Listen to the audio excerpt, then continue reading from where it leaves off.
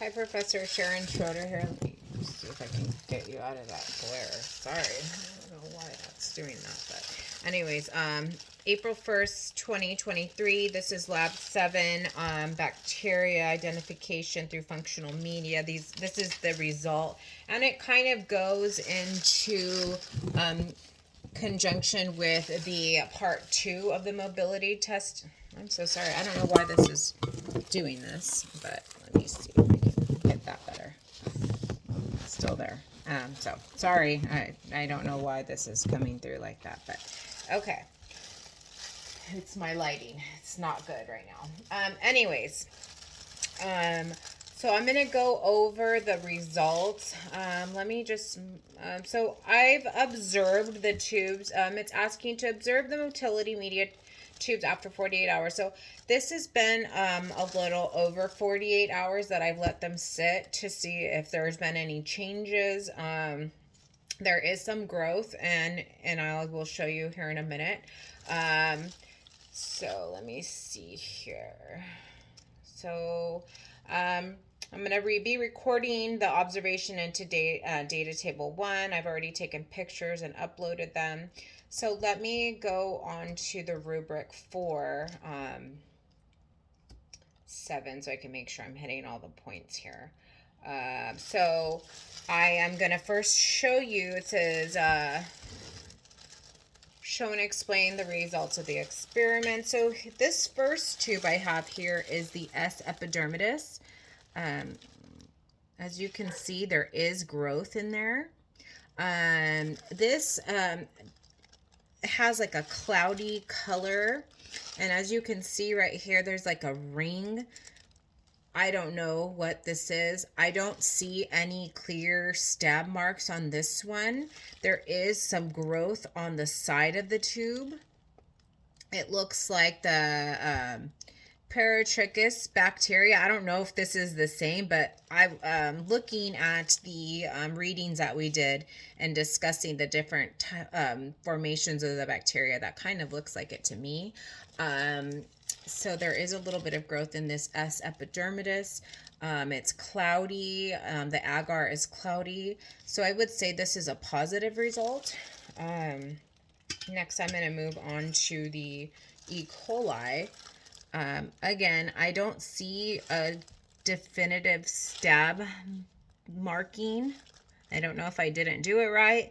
This one has some bubbles, so I'm assuming I may have made a mistake somewhere along the line because I don't know why there would be bubbles in there unless I got excess oxygen into this.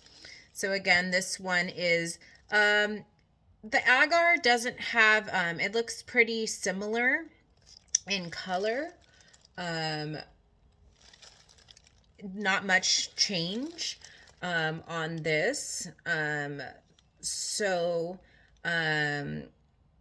let me see here. I think this might be a negative result, if I'm speaking correctly.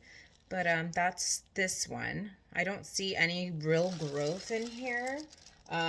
Again, like with the other specimens from our earlier lab, there is the oily substance looking stuff at the top.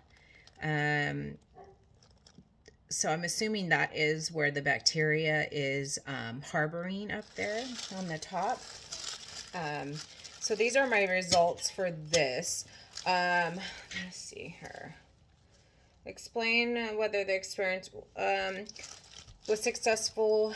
I mean, I feel like I did pretty good. I do see some changes on the S. epidermidis. The E. coli, I don't know if I did it right. I don't know if it's supposed to look like this. I don't see any stab mark, stab line where I went in. So I'm not sure if I did that right, but I mean, it does look like the substance is at the top, so maybe I did it right. I don't know.